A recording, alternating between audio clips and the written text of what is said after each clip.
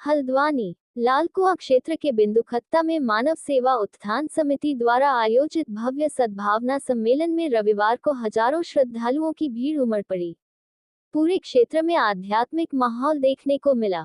कार्यक्रम स्थल को आकर्षक ढंग से सजाया गया था और दूर दराज से आए श्रद्धालुओं ने सत्संग का लाभ उठाया।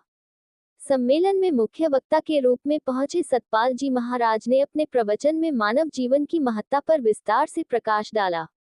उन्होंने कहा कि मानव जीवन ईश्वर का दिया हुआ अनमोल अवसर है, जिसे सांसारिक मोह माया में खोकर व्यर्थ नहीं गंवाना चाहिए। जीवन को अनमोल कोष बताते हुए उन्होंने लोगों से प्रभु के बताए मार्ग पर चलने, सत्य, प्रेम, करुणा और सेवा को अपनाने का आह्वान किया। उन्होंने कहा कि वर्तमान समय में समाज को सबसे अधिक आवश्यकता सद्भाव और आपसी भाईचारे की है। यदि व्यक्ति अपने भीतर सकारात्मक सोच विकसित करे और मानवता को सर्वोपरि रखे, तो कई सामाजिक समस्याओं का समाधान स्वतः हो सकता है। कार्यक्रम के दौरान भजन कीर्तन और सत्संग ने वातावरण को भक्तिमय बना दिया। श्रद्धालु पूरे समय ध्यानपूर्वक प्रवचन सुनते रहे। समिति के पदाधिकारियों ने बताया कि इस प्रकार के आयोजन समाज में नैतिक मूल्यों को मजबूत करने और युवाओं को आध्यात्मिक दिशा देने के उद्देश्य से किए जाते हैं। सम्मेलन के अंत में सामूहिक प्रार्थना की गई और सभी के कल्याण की कामना की गई।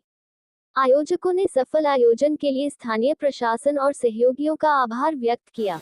हम सब एकत्रित हुए हैं हरि चर्चा को सुनने के लिए, भगवान शंकर का स्मरण करने के लिए। वैसे ये क्षेत्र बड़ा पवित्र क्षेत्र है।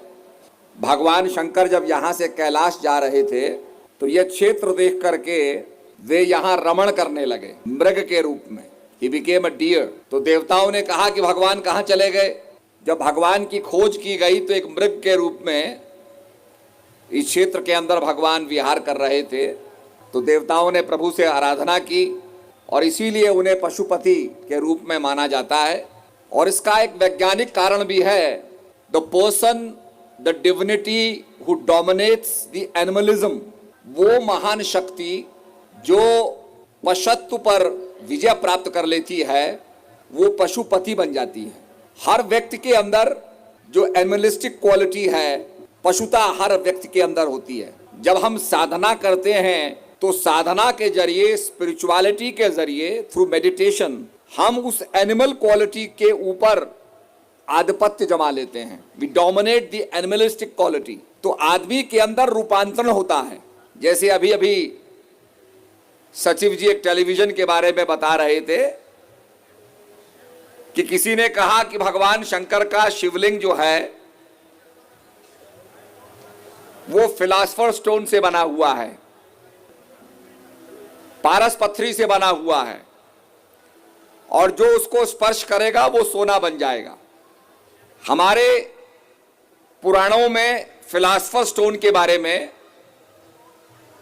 पारस पत्थरी के बारे में लिखा है, पर स्पिरिचुअलिटी के अंदर पारस पत्थर का मतलब, आप मैप खोल करके दिखाएंगे कि ये जगह कैलाश है, इसके बगल में मानसरोवर है, इसके बगल में राक्षस ताल है। That is a physical location, वो भौतिक स्थापत्य हो गया। कैलाश एक ऐसा स्थान है जहां पर कोई पॉल्यूशन नहीं होता है, कोई प्रदूषण नहीं होता है। जरा ध्यान दो मेरी बात पर। आपने देखा होगा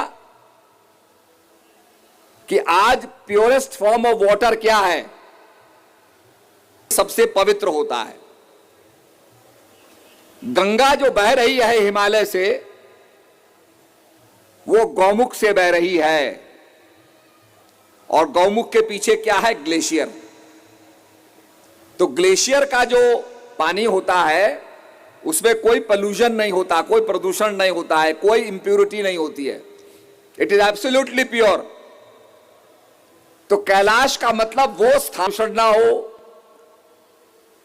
अर्थात जो ऊंचा स्थान है, प्रदूषण रहित स्थान है, वो कैलाश है। वहां भगवान शंकर बसते हैं।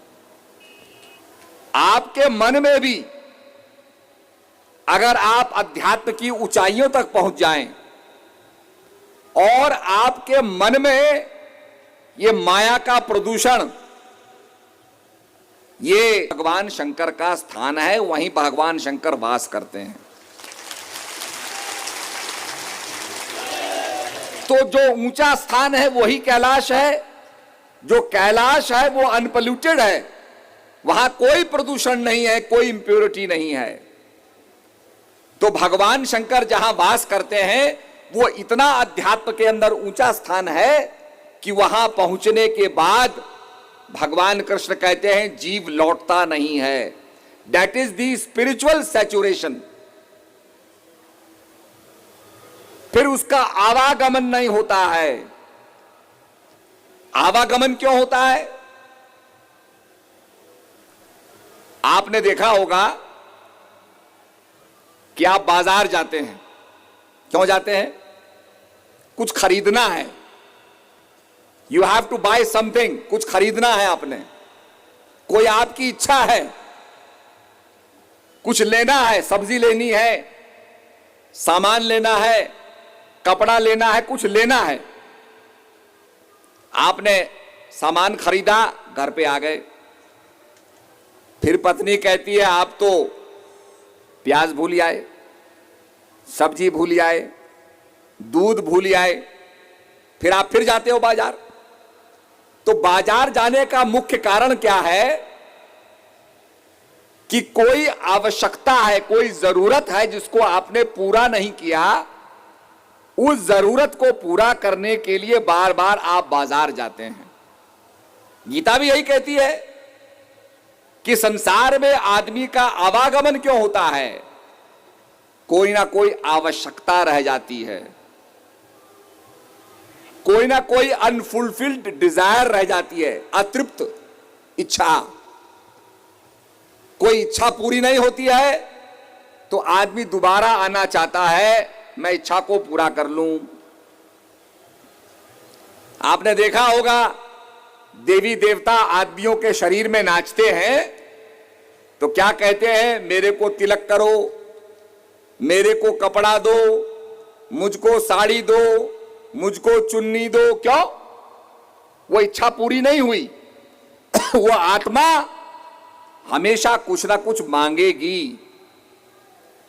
तो जब तक डिजायर रहेगी, जब तक अतृप्त आदमी की भावना रहेगी, उसको संसार में उसका आवागमन रहेगा, आना जाना रहेगा। And that is called the transmigration of soul, आना जाना। और अगर आपकी कोई इच्छा नहीं है, if you are totally contented, गौधन, गजधन, बाजधन और रतन धन खान, जब आवे संतोष धन, सब धन धूरी समान।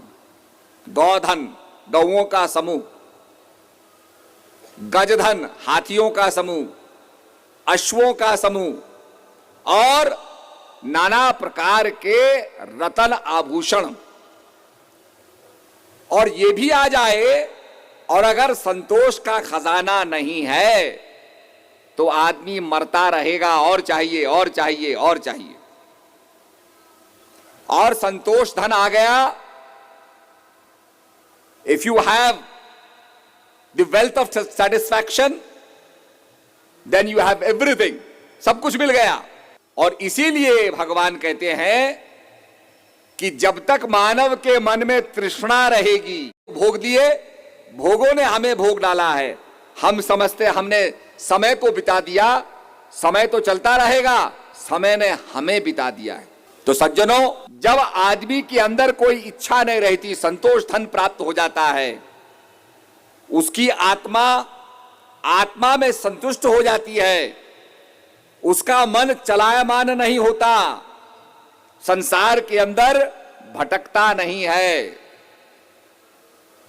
पर जिसको भौतिक चीजों से कोई इच्छा नहीं रहती है, वो अध्यात्म की जो ऊंचाई है,